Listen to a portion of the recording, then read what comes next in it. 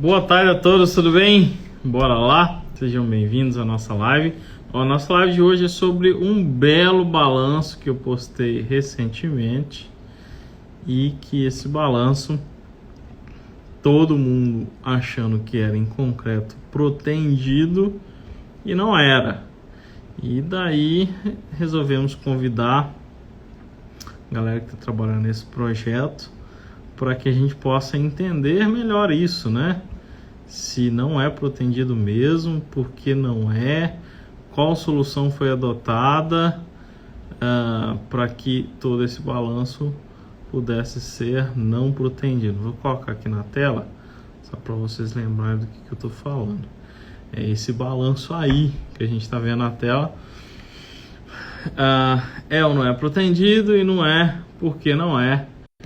E eu queria conversar com algumas pessoas sobre isso. Bora lá? Já chegou aqui com a gente. Olá, tudo bem? Oi, tudo bem? Tudo bom? Tudo jóia. Você é o Fábio, é isso? Fábio, sim. Fábio, seja bem-vindo primeiro. Primeiro, obrigado por aceitar essa live no meio da nossa tarde. Normalmente nossas lives são à noite, mas pela correria aí, esse é um horário legal. Bom, Fábio, primeiro seja bem-vindo. Me fala um pouquinho quem é vocês, um pouquinho da empresa, daí nós vamos para a obra. Então, eu sou Fábio Sobrano, engenheiro, né? Engenheiro civil, formado pela Escola Politécnica da USP, 2002. Então, atuo na profissão desde 2000. Desde 2000, comecei estagiando na Zogby Engenharia, em São Paulo, uma construtora, e fiquei lá até 2006. Comecei estagiário, virei engenheiro da construtora. Só que lá eu trabalhava com edificação, era um outro ramo. E daí em 2006 eu voltei para Sorocaba, tinha a ideia de voltar, né? Família daqui, esposa, que na época era namorada daqui. E daí a gente acabou voltando, comecei a construir para vender.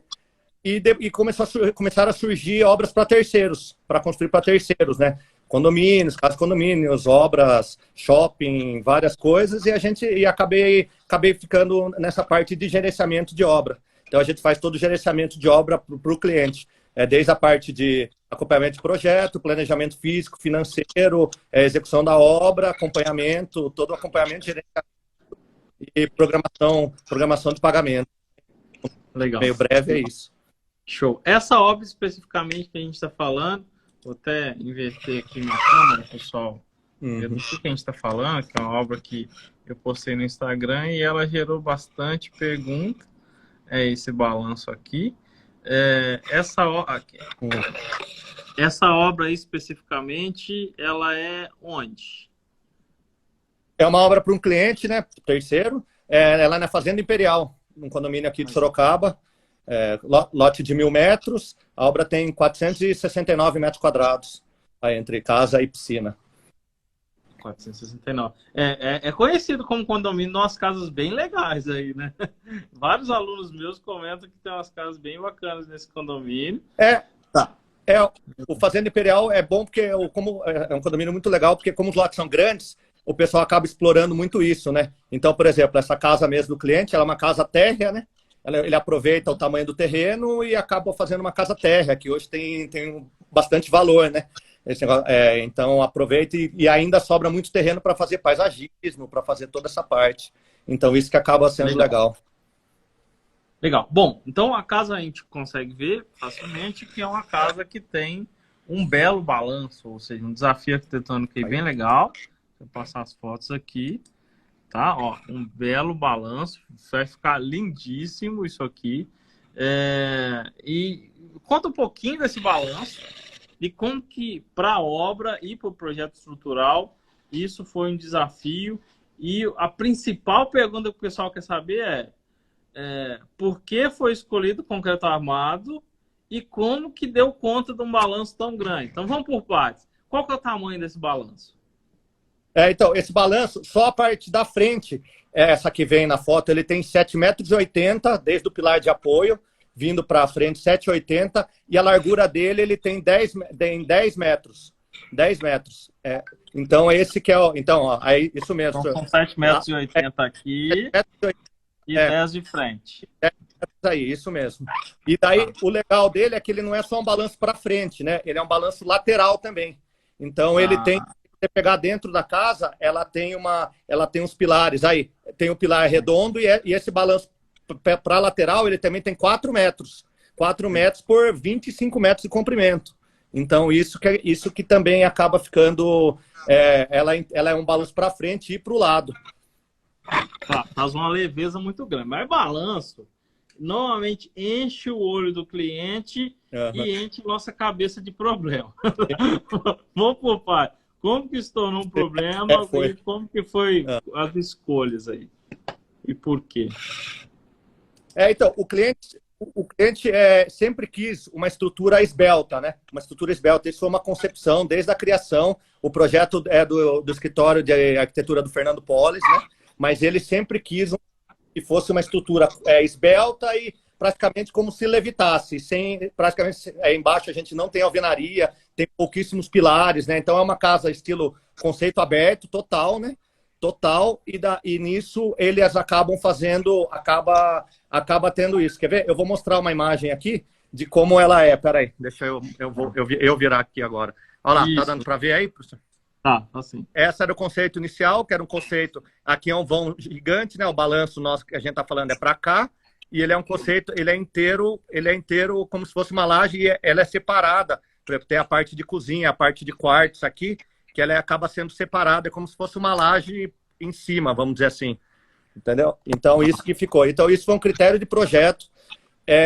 Depois foi contratado um calculista de bom nome no mercado, que é o Wagner Barbosa e o Bruno Mirandetti, né? Eles são sócios, até o Bruno te conhece, né? Tudo amigo seu. E trabalha com TQS. Foi uma indicação. Ele foi uma indicação do próprio escritório do Fernando Polis. E o legal é que, assim, o cliente soube que desde o começo essa era uma estrutura diferenciada. Então, era uma estrutura, ele estava disposto a pagar o preço, né, de prazos e custos que uma estrutura diferenciada dessa tem. Então, isso que é o legal. Que é o legal nisso. O cliente sempre... Então, legal. Primeiro equilíbrio. Ó, a escolha de um bom arquiteto que tenha conexão com o cliente. Sim. Segundo, uma solução que tenha conexão com o bolso do cliente. Então, o cliente tem que estar consciente que um conceito desse ele custa caro, e mais caro que o convencional. Eu até brinco, pessoal, você quer saber uma casa que não é uma boa ideia fazer em alvenaria estrutural, esse é um excelente caso. Não tem nada a ver com alvenaria. Não dá para fazer alvenaria, porque é o conceito total de open space, aquele clima aberto. Tá, inclusive, ó, se permite, talvez você tenha aí também, ou só mostrar para o pessoal aqui, o Bruno me mandou algumas imagens de parte do projeto. Ó. Então, a gente tem aqui 773 dessa parte desse último até lá no final, e um balancinho aqui. Nós temos uma laje, não é isso? Ou é viga? Não, é uma viga. É uma viga de 40. A laje por dentro ela tem 10 centímetros. Maciça mesmo. É uma laje maciça, e toda a viga de borda ela tem 40 centímetros. Ó, o pessoal entender. É isso mesmo. Dá para ver. Ó. Isso é 40 aqui. Uma laje em balanço e várias vigas. Se o pessoal enxergar em planta, é como se fosse uma grelha de várias vigas invertidas. Por isso não dá para se ver na foto. Tem umas soluções aqui de várias vigas nos dois sentidos, alguns poucos pilares. Esse vermelho aí são os 2 pilares de apoio que dá para ver na foto inicial, né? Então, esses 2 vermelhos da esquerda aqui. Sim, aqui, né?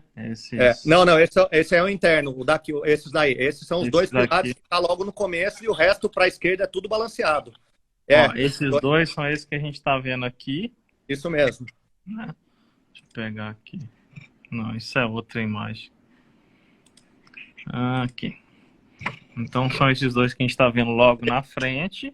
São esses 2 aqui. E lá no fundo são os pilares redondos.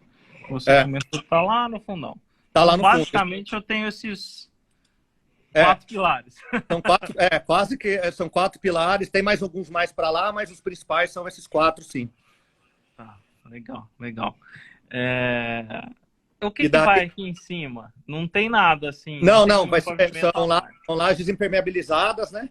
Lajes impermeabilizadas. Houve um contato, uma conversa para ter jardim, alguma coisa assim, mas por causa da estrutura, né, de sobrecarga em estrutura, resolveu tirar. Então, assim, foi uma coisa. Então, é uma estrutura mesmo só para parte esbelta. E o cliente, ele queria ter essa impressão de ser uma laje fina, vamos dizer assim, né? Então, essa é a grande sacada do balanço aí. As vigas, elas mudam de seção. Então, foram várias reuniões, quase 6 meses de conversas entre cálculo estrutural e arquitetura e planejamento. A gente participou das reuniões para poder atender isso daí. Então, a estrutura, as vigas são divididas, elas são altas, tem vigas de 1 metro, 1,20 m, mas todas elas vão descer, dando a seção da viga e acabam com 40 centímetros na borda da laje. Então, na borda da laje, nessa testa da viga de 40. Então, quem olha de baixo ali, como aquelas fotos, acaba tendo a impressão que não tem nada, que é um balanço fino aí, esbelto. É esse efeito que o cliente queria, a arquitetura conseguiu fazer, e o cálculo estrutural fez todo o cálculo necessário para isso. É legal que a própria grelha de viga, digamos assim, virou um efeito arquitetônico, que esses vazados, né? E isso é legal mesmo, ó, dá para ver facilmente na foto. A gente começa com viguinhas de 40, que é bem esbelto para esse tamanho de vão, né? Uma coisa proporcionalmente. Depois ela chega aqui a mais alta, a 1 metro aqui dentro, ó, algumas de 80, mas que do ponto de vista de fachada não acaba não sendo possível. Alguém perguntou a altura da laje. A laje é quase nada, porque o problema não é a laje, né? Ou seja, a laje está aí só fechando, basicamente. Não dá para ouvir. Alguém está falando que está ruim o áudio. Ana, estão me ouvindo? A Ana está comentando que não dá para ouvir, mas eu estou te ouvindo. Se alguém não estiver me ouvindo, comenta aí. Eu também estou ouvindo. Então talvez seja o áudio dela. Legal. Uma grande pergunta. Então, primeiro, sensacional. Parabéns ao Bruno, a equipe de projeto pela escolha e vocês como obra mesmo buscando soluções, né? Aqui, ó, de resolver essa questão arquitetônica de um grande balanço com a grelha de vigas invertidas que dá o efeito que a gente quer, estabilizando isso. Perfeito. A pergunta que não quer calar ainda do ponto de vista de estruturas. Quando o pessoal bater o olho, vem aqui, minha galera de projeto, a galera de projeto, né? Alguns trabalham com obra, mas a grande maioria de projeto. Quando a gente bate o olho em geral, primeiro o balanço dá aquele gelo na barriga, porque a gente tem problemas com deformação, flecha futura e tal.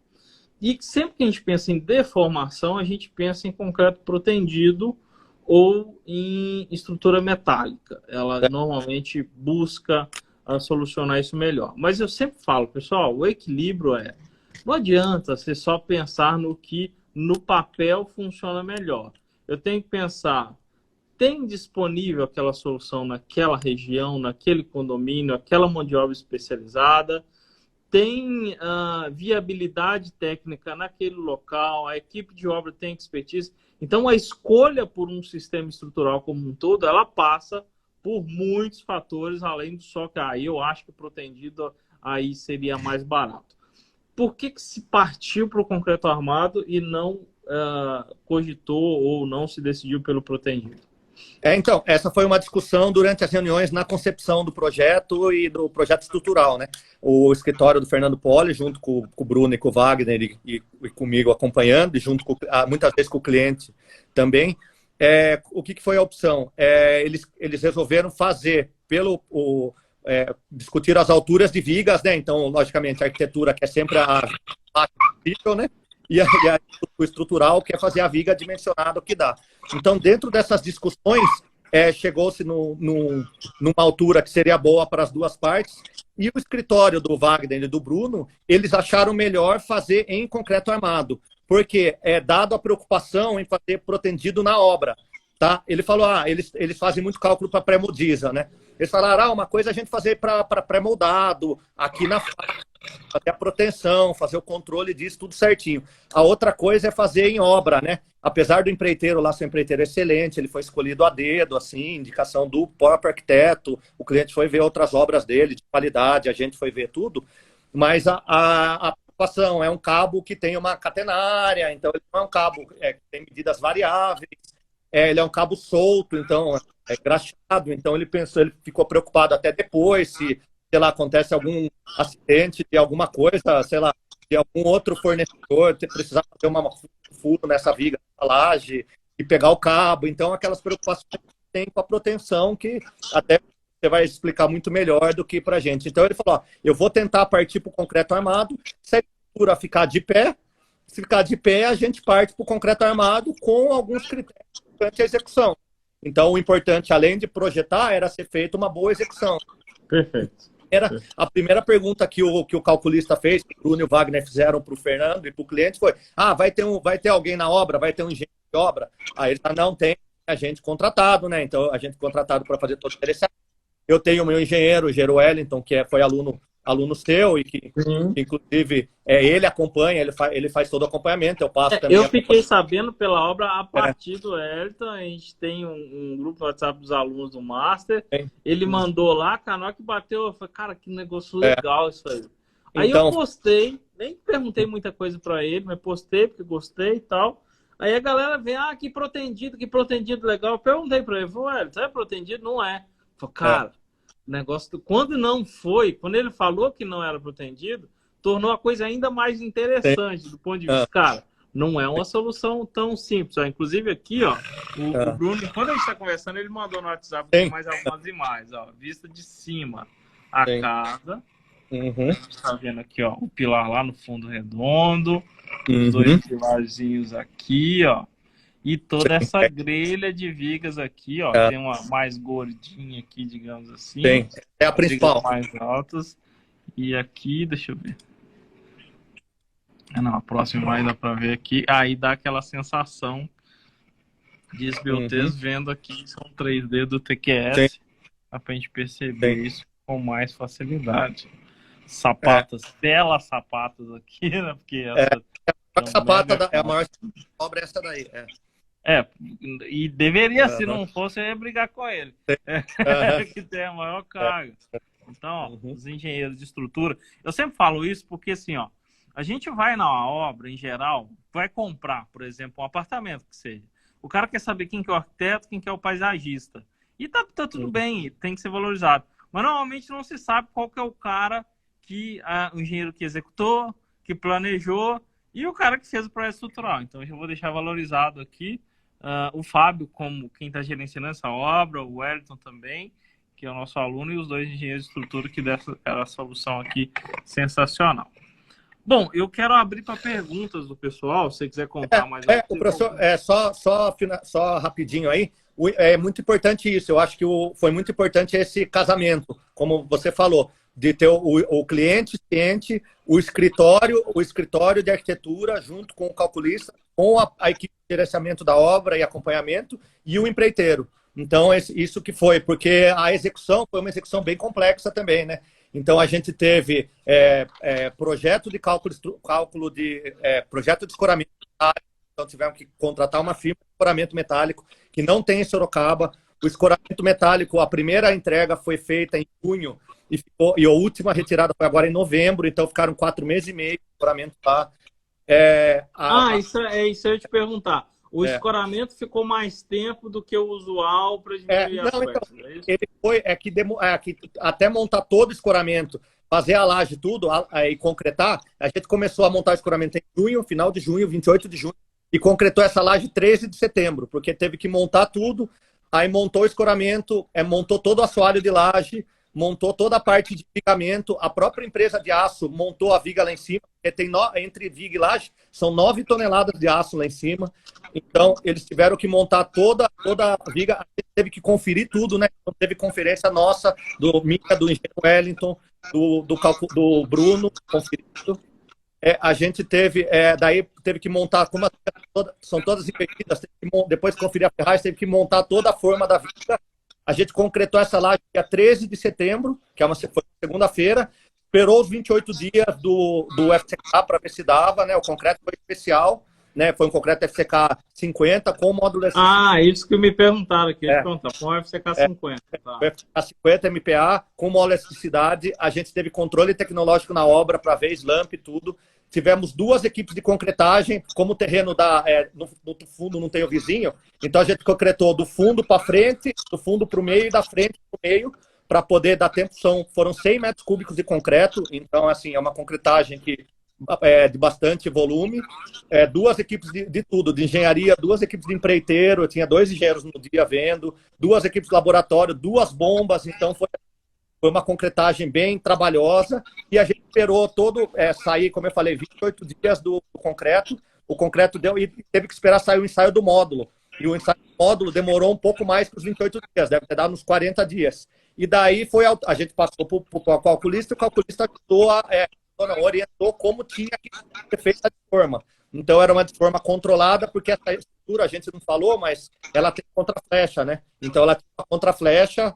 Me perguntaram isso aqui, inclusive. Então, primeira coisa, um bom controle de FCK e um modo de elasticidade fora da cor, fora do usual. A gente sabe que deformação, modo de elasticidade é mandatório. Vocês esperaram o ensaio disso para controlar a desforma. Aquela pergunta sempre, desforma com 10, 15, 20... Desforma quando chegar no modo de elasticidade do projeto. Então, eles fizeram ensaio para controlar isso. E ainda assim foi necessário a contraflecha. Contraflecha é uma chateação para a obra, né? Sim, mas foi necessário de quanto? Como é que você resolveu isso? A gente tem contraflecha de 2 a 8 centímetros aí, dependendo do local. Então, assim, foi feita a contraflecha e, sobretudo, agora foi o controle, desde a época da desforma, está sendo feito o controle da contraflecha. Então, a gente foi abaixando o escoramento e vendo se a estrutura ia deformando e abaixando e controlando isso. Mas até agora, pelo controle nosso, não teve nada, não teve ainda deformação. Ela está lá bonitinha, tudo certinho lá, sem estar deformando. Então, tá... Que massa. Vou mostrando aqui para o pessoal ver. E você comentou um negócio que é sempre muito importante, principalmente em lajes e balanço, é a sequência de não só o escoramento bem feito, mas a sequência de retirada da forma. E nos casos especiais como esse, tem que constar no projeto essa sequência para que isso seja mais fácil, né? Mais fácil. Então, foi bem assim, complexo essa parte, porque Sorocaba existem poucas firmas de escoramento metálico mesmo. E quase nenhuma, a gente não conseguiu achar nenhuma que fizesse o escoramento metálico, ou o projeto de escoramento. Eles alugam o escoramento, mas não fazem o projeto. Tem que ter vir, tá? Então teve que vir de São Paulo com uma empresa e foi pago, além do projeto, a consultoria. Então é um projeto de escoramento com a RT. O Bruno, depois do escritório do calculista, avaliou tudo isso, né? Eles verificaram tudo. E ainda o consultor da empresa de escoramento passava na obra com visitas frequentes para poder ver, acompanhar tudo. Durante a montagem, na concretagem e após a concretagem até a desforma. Então, isso que foi o legal disso daí. Foi uma laje muito bem, umas vigas muito bem pensadas, né? Muito bem planejadas e assim, seguindo a execução à risca, né? Então, a gente teve que deixar todas as passagens de furação de hidráulica, toda a parte teve tudo previsto antes, né? Eu não vou ter furação nenhuma posterior. Eu não vou, então, que é outra coisa que perguntaram aqui. Primeiro sobre a passagem de água, porque é um telhado embutido, como é que é isso? É impermeabilizado mesmo. Que vai ficar praticamente cada vão desse, né? Cada laje dessa vai jogar água um dentro do outro e vai cair numa tubulação que desce em um lugar específico. Porque outro desafio do projeto é isso, porque a gente não tem muitos lugares para descer a tubulação. Porque a casa não tem muita... Como ela levita, essa laje tipo, não levita, né? Mas ela tá... Como então tem a sensação de estar levitando. Então tem locais específicos, coordenados no projeto arquitetônico, apropriados para descer as tubulações. Então as lajes elas vão jogando de laje em laje, tipo, uma vai descarregando na outra. Então dentro a gente fez, estamos nessa fase agora de execução dos contrapisos, né, para poder assentar nisso. Então enchimentos de laje, né, enchimentos de laje de alturas diferentes para uma ir descarregando a água na outra e descendo nas prumadas. Então isso que acaba fazendo toda essa parte. E daí o resto vai tipo elétrica, a gente deixou passados, conduítes, parte de dados, automação, a parte de ar-condicionado, deixamos a parte de coifa, né? Porque sai adulto de chaminé de coifa, ele tem 2 coifas. Então foi deixado toda essa parte já previsto durante, já tinha previsto em projeto, e daí durante a execução a gente também deixou tudo previsto para fazer lá na obra. Legal, laje permeabilizada, isso aí, para escoamento de água. Laje permeabilizada, e depois vai ser pintura, tudo. Então a gente está bem nessa fase de regularização do concreto. Eu fiz uns vídeos depois que eu vou compartilhar até para você mandar também. Eu fiz hoje que tem, dá para ver esses segredos do balanço, esses segredos de vigas invertidas com mudança de seção, e daí lá atrás dá para ver os pedreiros mexendo e fazendo essas regularizações. Então, é isso que dá para, essa etapa que a gente está agora.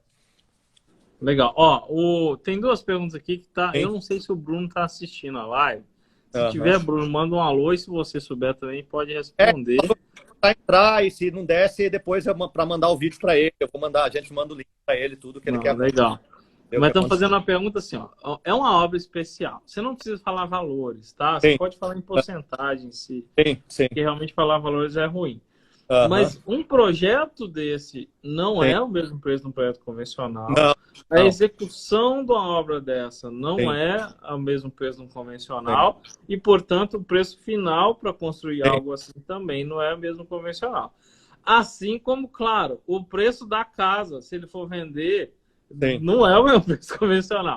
Então, as coisas são proporcionais. Você tem ideia de quanto mais caro é fazer do que se fosse uma solução convencional?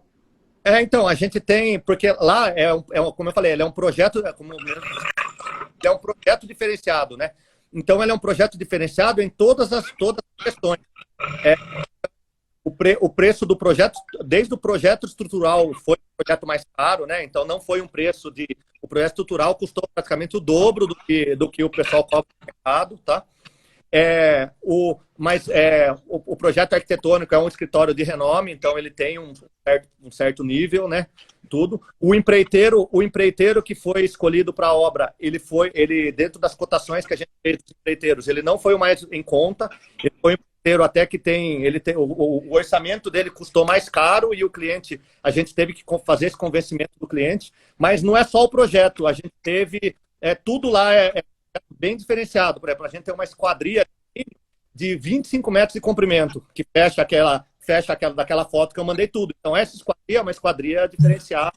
Então, todo o projeto é mais caro. Então, é uma casa que, em termos de custo de construção, ela vai custar bem mais do que um custo padrão. O dobro, mais ou menos? Eu acredito, não sei se vai chegar no dobro, mas vai ser próximo disso. Disso. Então, isso acaba ficando... Mas, assim, só para ter ideias de números desse concreto, daí. Só o escoramento metálico foram 4 meses e meio de aluguel. Foram 40 toneladas de escoramento metálico. 40 toneladas de escoramento. Mais de 40. Vieram 4 viagens de 12 toneladas, a última veio um pouco menos. O concreto foi um concreto que custou quase o dobro, custou uns 60%, 70% a mais o metro cúbico do outro, do que um concreto comum. Porque ele é um concreto FCK 50, com módulo e com fibra. Teve fibra, a gente chamou a concreteira antes, tudo. Então ele fibra metálica ou muito a mais que o... Oi?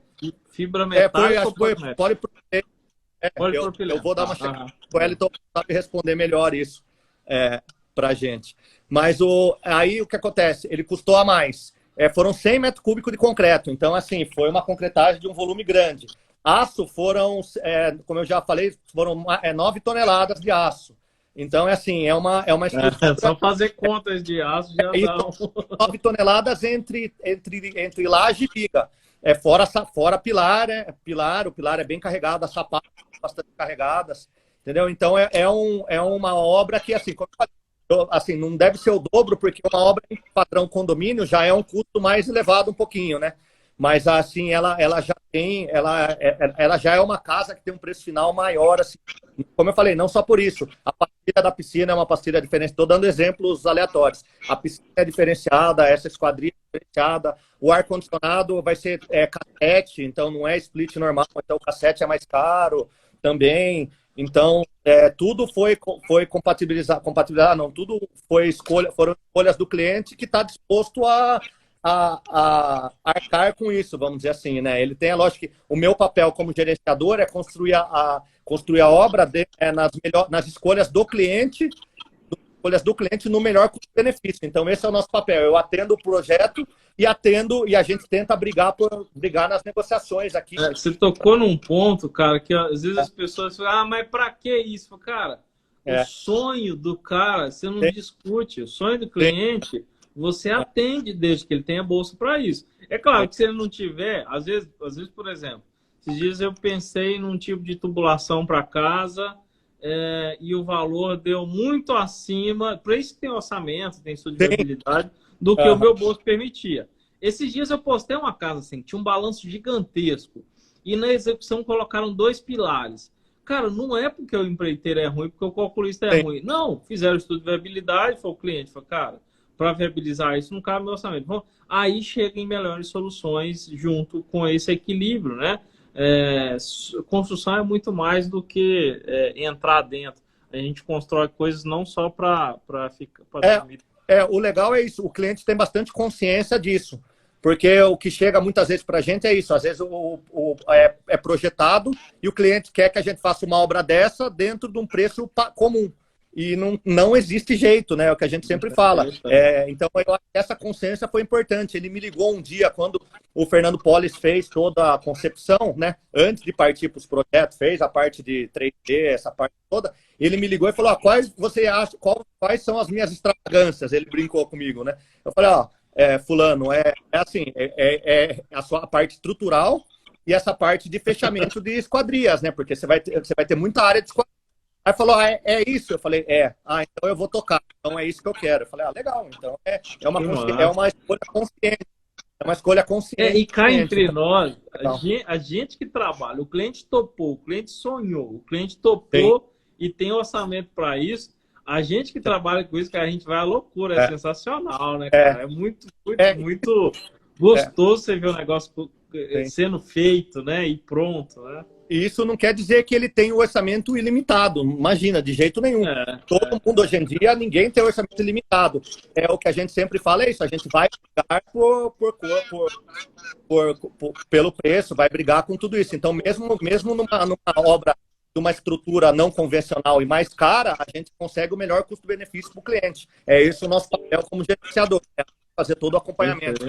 Fora isso. Então, esse que é o nosso papel como gerenciador, tentar ver, então... A gente valorizar o dinheiro do cara, né? Realizar o sonho, mas valorizar o dinheiro dele. Sim, porque perguntaram em relação às escolas. Pode falar. Não, pode falar, só isso mesmo. Perguntaram em relação às escolas, como que foi o apoio dela? Teve algum contrapiso? Não, então, a gente estava com a obra como o piso interno da residência.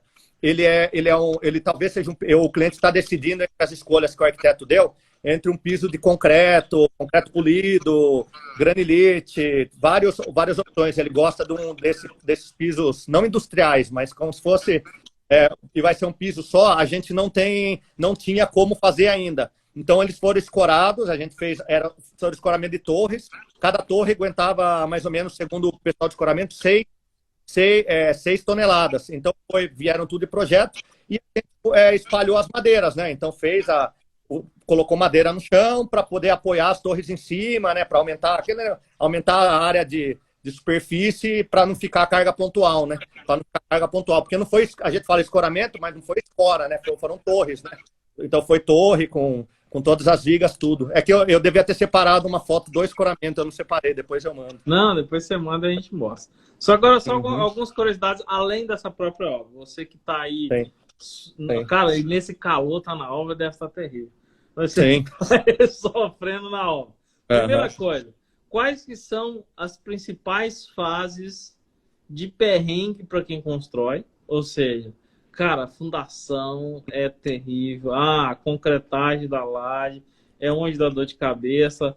Ou é o cliente, porque tem cliente. Tem aquele cliente que chega e joga o projeto na sua mão e fala, cara, toca aí, eu vou vir só ver como tá. Tem aquele cliente que aparece na obra todo dia querendo mudar alguma coisa.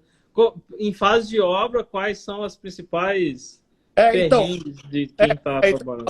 A parte inicial eu não acho tão complicado assim. a parte de fundação, tudo, porque a gente faz conforme as características de cada obra, né?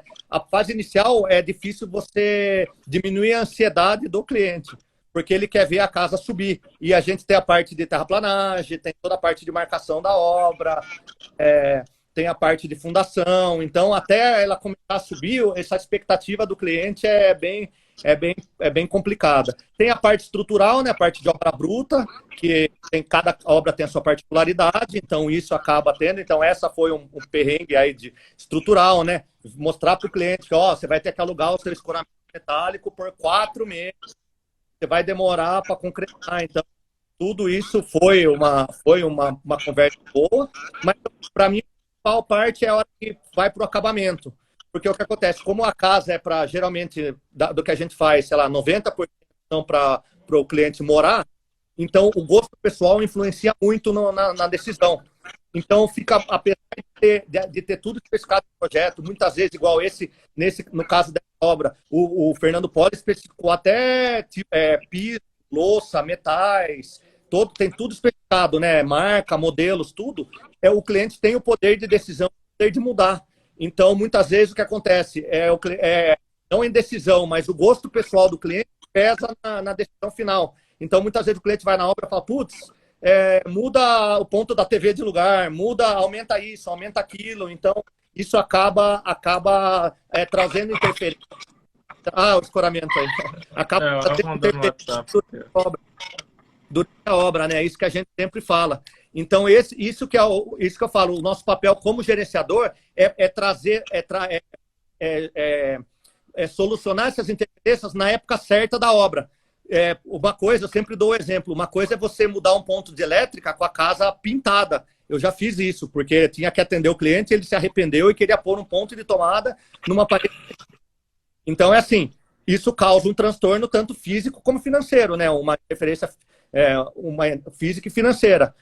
Então, uma coisa é mudar quando ela está pintada, outra coisa é mudar quando o empreiteiro está colocando a caixinha, está colocando circuitos. Então, o nosso papel como gerente é trazer à tona para o cliente essa etapa da obra. Então, a gente muitas vezes vai com o cliente na obra, para o cliente poder andar no local, porque como o cliente muitas vezes é leigo, ele não é da área, ele não tem abstração suficiente de olhar o projeto e ver como vai ficar no local. Ela entendia isso com imagem 3D, com tudo, melhorou.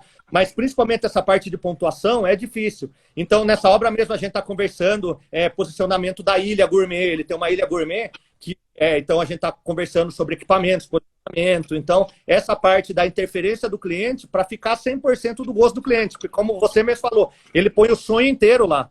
Então, cabe a nós fazer tudo o que o cliente deseja para depois ele não ficar 20 anos olhando e falando, putz, devia ter mudado um interruptor 1 metro de posição. Então, é isso que a gente acaba fazendo. Então, esse atendimento com o cliente não que é o mais difícil, mas porque... porque o que acontece? Porque a gente tem que... É uma coisa que ele pode ir na obra agora e decidir, e na obra daqui 1 mês e mudar tudo. Então, isso causa diferença na obra. Então, Hoje eu postei um negócio brincando sobre isso, coincidentemente, falando que as obras fluíram muito mais depois que o cliente parou de assistir Irmãos à Obra. Mas é porque... É uma brincadeira, mas é isso mesmo. A gente vai tendo ideia durante a obra. A presença dele na obra, porque eu já tive clientes que não foram na obra e depois ficam frustrados, vamos dizer assim, putz, aqui eu podia ter mudado isso, podia ter mudado aquilo. Então, isso é legal. É legal, em etapas certas, a gente ter visitas na obra, que é o que a gente faz com o cliente, justamente para ele poder acertar tudo isso. Tá, mas cá entre nós, o cliente nem está assistindo, faz de conta que não. E como que fica o seu orçamento nisso? Porque você lançou uma coisa. O cliente tem que entender que conforme ele vai mexendo, o seu preço muda. Então, a gente faz um orçamento inicial da obra, né? Então, com todos os projetos executivos, então, projeto arquitetônico, estrutural, elétrico, hidráulico e mais os outros que vem a ter, por exemplo, aqui tem paisagismo, tem projeto de irrigação, essas coisas, eu consigo fazer um orçamento básico, que eu chamo, que é o orçamento do custo da obra. E a gente, ao longo da obra, a gente vai controlando as etapas da obra e entregando relatórios para o cliente. Então, geralmente, nos relatórios vem. Então, por exemplo, estourou o valor da estrutura. Mas estourou por quê? Porque teve uma alteração pontual, essas coisas. Eu já tive, vou dar um exemplo. Eu já tive obras que eu orcei as esquadrias de alumínio e chegou na hora de comprar, o cliente que esquadria de PVC. Então, é assim, É lógico que ele ia estourar o orçamento, ele estava ciente disso, mas ele estava disposto a pagar. E daí, lógico, que no relatório veio lá a verba estourada e ele falou, não, aqui eu estou sabendo porque a verba está estourada. Porque o que estoura o orçamento são duas coisas, a alteração de escopo, né, como você mesmo disse, e a alteração de preço do mercado, que é uma coisa que a gente não tem controle, né? Não tem controle. Eu tenho obras do ano passado que estão acontecendo esse ano, começaram ano passado, então, esse ano, e pegou todo o aumento de preço. Então, todo o orçamento que a gente fez tá defasado, né? Então, essa nossa, hoje em dia, informar o cliente quanto a isso. Aquilo que a gente orçou, a gente vai estourar a verba, e daí tenta negociar para ficar mais perto possível. Mas acontece, o que acontece é isso. Então, o orçamento acaba alterando justamente por isso, mudança de escopo e mudança de preço ao longo do tempo. Então, que é uma coisa que a gente não tem controle. Mas, assim, ele tem que estar ciente das escolhas, né? Ele tem que estar ciente das escolhas. Então, a gente sempre fala. Eu vou dar um exemplo, sei lá, de piso, porcelanato. A gente joga uma verba de porcelanato. Você vai ter uma verba disponível de, sei lá, R$100 o metro quadrado. Se ele lá na frente escolher um porcelanato de 150, ele sabe que ele vai estar estourando a verba. Se ele escolher um porcelanato de 120, de menos de 80, ele vai estar abaixo da verba. Essa personalização que a gente dá para o cliente, que é um dos atrativos do nosso serviço. Então, como eu falei, a gente faz a obra dentro das escolhas dele, mas menor custo-benefício. E ele sabendo que em alguns lugares, se ele mudar, ele vai ter que, infelizmente, vai ter que arcar com isso. Legal. Uma obra, para o pessoal que está assistindo ter uma ideia.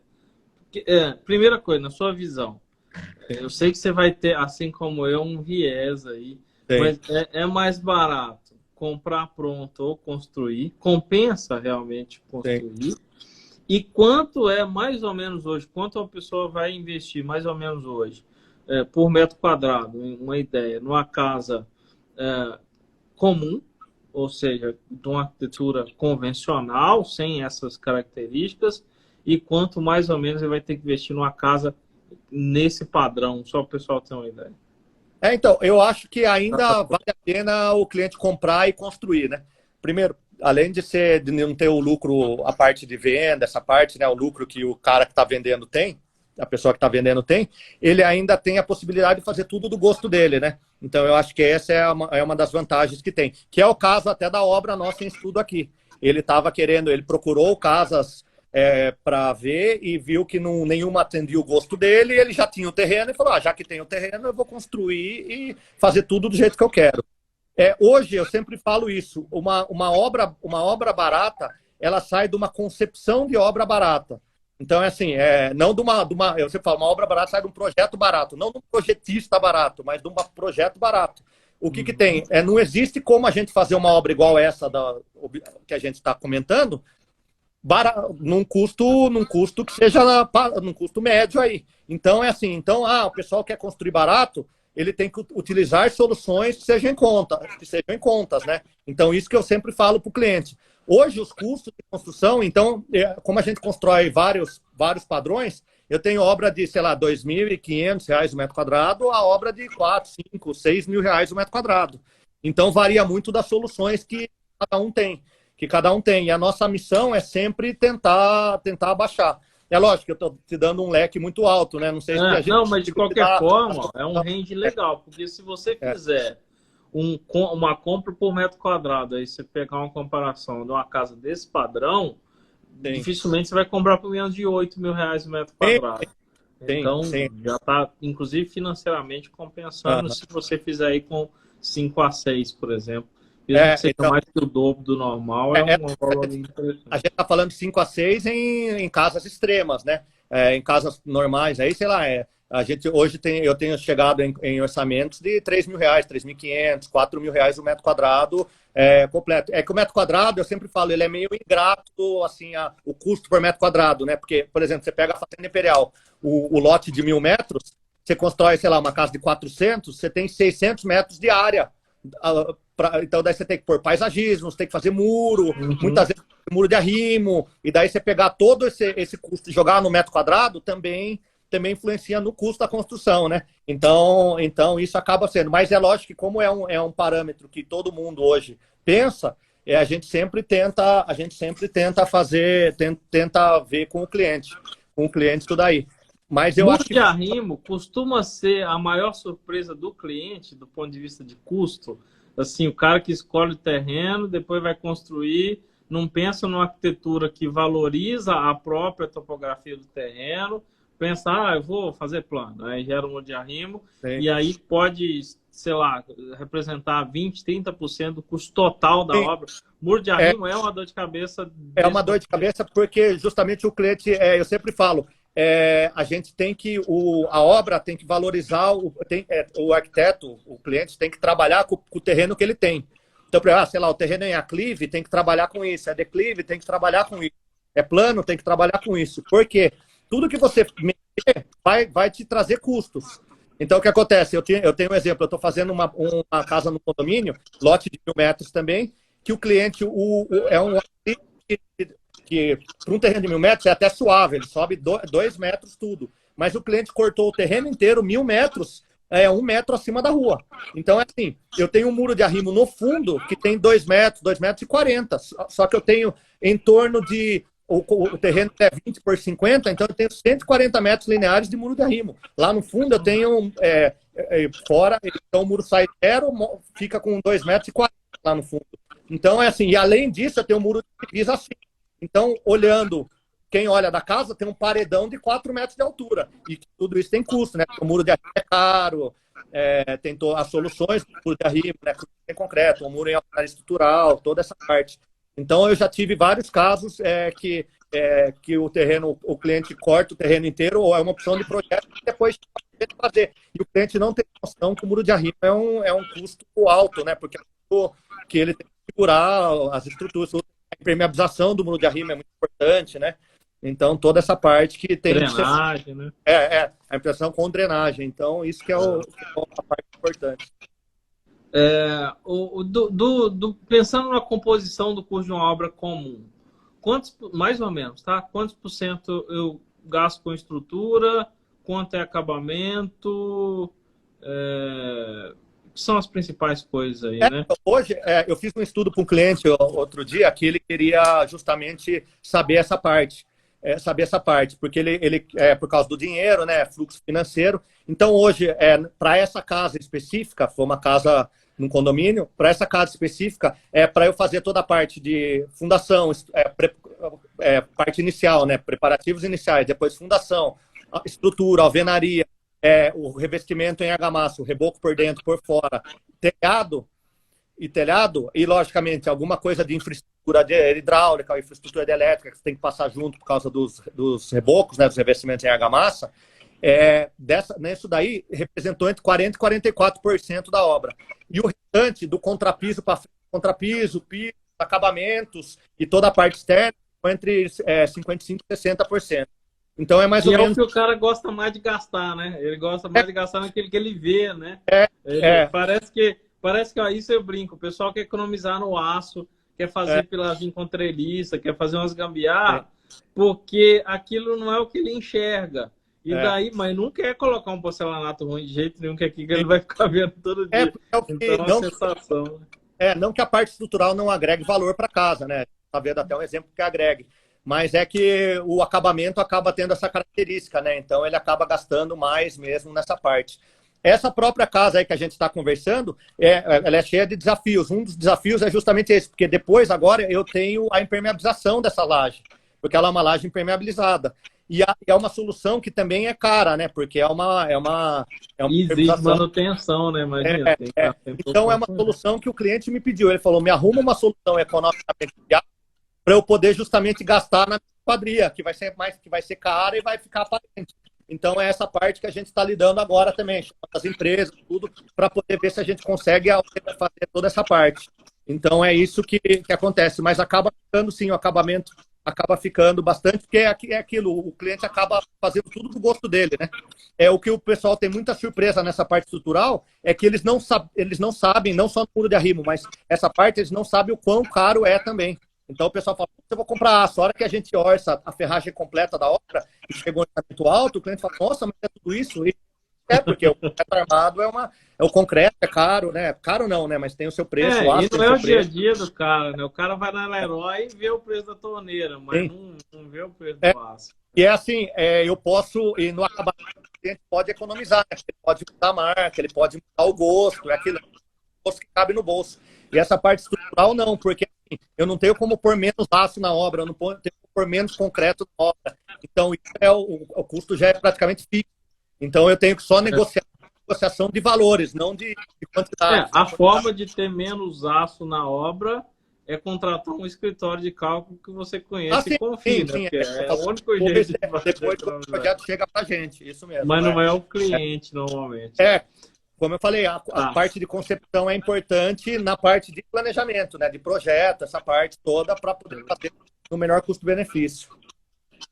Excelente. Para a gente finalizar, está quase 1 hora já, agora eu pedi uma opinião pessoal sua. Sim. Eu imagino que desde final do ano passado, início desse ano, tem muita gente assim. Tem gente que tá metendo a cara, fala, cara, vou construir mesmo, porque esse preço vai continuar subindo. Tem gente segurando, com medo do negócio subir, achando que vai baixar preço. Enfim, tem várias pessoas e realmente é um cenário difícil de prever. Mas você que está aí construindo todo dia, o que você acha? Esses preços de material vão baixar ou vai continuar subindo ou vai estabilizar? Então, eu estou desde 2001 na área, né? Desde 2001. Vai fazer 21 anos agora, o ano que vem. Eu nunca vou baixar assim, ter uma baixa. O que a gente vê é estabilizar. Então, estabilizar um tempo. Então, por exemplo, o cimento. Ele custava tanto, aí subiu, parou, ficou um tempão e a baixa é uma baixa não tão relevante. Tipo assim, não vai cair o preço, sei lá, o aço subiu. Baixa R$2, né? De 22, 21, 22 para 31, 32, ele não vai voltar para 25, ele vai baixar para 30, para alguma coisa assim. O que eu sempre falo, eu tive esses casos durante a pandemia. Eu tive cliente que começou a obra durante a pandemia, antes de ter esse aumento. Eu tive cliente que pegou um pouco antes do aumento, e agora pegou esse aumento que teve de outubro do ano passado para cá. E teve cliente que começou, que ia começar, não começou, e começou a obra esse ano. E que acabou sendo pior, porque se ele tivesse começado o ano passado em outubro, eu falei isso para ele, se você tivesse começado em outubro do ano passado, como começou esse meu outro, você tinha pego alguns materiais, principalmente esses que a gente compra antes, concreto, tem essas altas que tiveram agora de outubro até maio, junho desse ano. Então, assim, o recado que a gente dá, eu não estou vendendo a sardinha para fazer mais obra, não, é só justamente assim, tem que ver o fluxo financeiro, né? Tem cliente que perdeu dinheiro em aplicação, com investimento, que de fato teve. Mas quem tem o dinheiro no bolso, eu acho que vale a pena, porque assim, eu não sei se vai baixar, não. Eu não tenho essa esperança. Eu acho que talvez fique estabilizado, tenha uma baixa mais pouca, assim, que não vai influenciar, né? Porque a demanda, apesar de tudo, ela ainda está muito alta, né? O mercado então, eu tenho uma opinião um pouco polêmica disso, vou te falar e depois você pensa nisso. Seguinte, exatamente como está acontecendo isso, de muita gente, pensa assim, ó, eu faço projetos estruturais para construtoras, tá? Normalmente edifícios altos, então são muitas unidades. As construtoras, algumas delas, por causa desse aumento, algumas deram segurada em alguns lançamentos de empreendimento. Deram segurada. Deixa eu ver como é que vai acontecer e tal. Outras não. E o mercado está realmente muito aquecido. Mas o mercado não parou de comprar as pessoas esse ano. Então, cara, esses dias lançaram um loteamento aqui em Campinas, um condomínio, e deu fila de carro um dia antes para quem fosse comprar à vista. E quando abriu na sexta-feira à tarde, vendeu tudo, o condomínio inteiro, e não era um condomínio de altíssimo padrão, mas não era barato, em torno de R$1.000 o metro quadrado. E não é um negócio assim muito barato também. Então, as pessoas estão comprando bastante. Como tem algumas pessoas segurando, olha o que eu acho, tá? Que ano que vem vai faltar produto no mercado, faltar obra, faltar unidades disponíveis para compra. Aí não tem jeito, faltou disponibilidade de gente, de unidades para comprar. Tem as pessoas aquecidas querendo comprar, o que o preço acontece? O preço sobe. Então, na minha visão, ano que vem vai subir mais do que o padrão por esse desequilíbrio de oferta e demanda. Esse ano já faltou, né? Esse ano está faltando produto já no mercado, e ano que vem, na minha visão, por esse susto, vai faltar ainda mais. Assim, ninguém fica contente com isso, tá? O pessoal fala, mas ninguém fica contente com isso mesmo. O que todo mundo quer é trabalhar e ser remunerado adequadamente pelo seu trabalho. É isso que você quer, é isso que eu quero também. E que o cliente esteja feliz com o que ele construiu, né? Ou seja, poxa, você quer entregar um projeto, o cara execute com tranquilidade. Você quer entregar uma obra, aquele momento de entrega de uma chave para casa, cara, porque a obra normalmente é sinônimo de dor de cabeça. Ontem também eu estava vendo reforma, então nem se fala. Mas obra, reforma é dor de cabeça que não acerta. Mas obra, normalmente o cara, muita gente foge porque é dor de cabeça. Para se evitar ou diminuir muito isso, uma boa equipe de obra, como é o caso de vocês. Mas quando você chega e tem aquela sensação, cara, o seu sonho está aqui, entre, desfrute, você merece, também o cliente merece, porque ele investiu todo o sonho, o tempo dele, junto com vocês, é o nosso ápice. Fábio, queria te agradecer demais o tempo, chegamos aí 1 hora, se quiser deixar algum recado para a galera, parabenizar toda a equipe, o projeto de estruturas do Bruno, o Wellington, Fábio, equipe de execução, cara, armadores, imagina, os armadores, os carpinteiros nessa obra, enfim, uma galera muito engajada, fazendo a coisa acontecer com qualidade. Então, parabéns a todos. Obrigado. É isso que eu ia falar também. Eu gostaria de agradecer a oportunidade. Estou à disposição aí para mais vezes o que for necessário, né? Convido o pessoal aí, todo mundo a entrar, curtir o nosso Instagram lá, da Plus Empreendimentos, né? Da minha empresa, que aqui tem lá. Lá a gente passa um pouquinho que a gente passa no dia a dia aí, alguns detalhes. Agradeço todo mundo também a oportunidade. Como eu falei, foi um casamento muito bom aí entre todo mundo. Porque para poder tudo dar certo, desde o pessoal de projeto, desde o cliente colaborar, o pessoal de projeto, o pessoal de cálculo estrutural e a execução, né? Eu sempre agradeço o Wellington, o empreiteiro, tudo, para a gente poder estar sempre em sintonia, para todo mundo fazer o cliente, né? Todo mundo, como você falou, todo mundo quer entregar e depois de entregar, e o cliente está sempre feliz, está sempre satisfeito com o produto final, que é a residência aí. Então, isso que é para a gente que é o mais importante. Que é o mais importante, né? A gente atender as expectativas do cliente e de todas as partes. Mesmo o história do projeto, ele saber que o projeto dele está sendo executado, está sendo bem... a gente respeita muito, eu sempre falo, eu respeito muito o projeto, o escritório, né? Então, nunca vou chegar para o cliente e falar isso, muda aqui, muda ali, sendo que teve alguém que a concepção, né? Então, isso que a gente fala... Assim como o projetista, a gente sempre fala, projeto de estrutura, ouça a obra, cara. Porque é conjunto, senta com a obra e uma equipe decide muito melhor. E você, inclusive, poxa, cara, quanta experiência tem de execução que pode tornar o seu projeto mais interessante e vice-versa. Isso é um conjunto importante. E o que eu sempre falo, quando o cliente contrata, até eu me convido a participar dessa parte de concepção. Porque dentro da experiência que a gente tem, é o que a gente fala, a gente está há 20 anos no mercado, né? Então, assim, eu estou há 20 anos mexendo com execução de obra, né? Então, a vida inteira, praticamente. Então, assim, não que ajuda, né? Ajuda a ter ideias que o cliente possa... Você acumulou uma série de experiências que podem tornar o próximo mais... Poxa... muito mais barato, eu falo, pessoal, muito mais barato você aprender com o erro do outro. Cara, aprender com o próprio erro é muito caro. Com certeza você tem um monte de coisa que você errou e que no próximo, cara, isso aqui eu não quero fazer mais, na próxima eu vou fazer diferente. E aí não é muito mais barato? Por isso que a experiência é uma coisa que não tem no supermercado e a experiência é tão valorizada, porque é o que traz economia na obra. Economia na obra, gente, não é fazer gambiarra. Economia na obra é contratar bons profissionais. Acha que é caro contratar um bom profissional? Experimente contratar um amador para você ver o quanto vai sair caro essa história. Eu falo isso sempre, eu sempre falo, o serviço que a gente faz de gerenciamento, planejamento e acompanhamento não é um custo de obra, ele é um investimento. Porque a gente se paga das economias que a gente faz para a obra com as soluções técnicas e soluções das experiências que a gente tem. Então, isso é muito legal, isso que a gente acaba tendo como solução.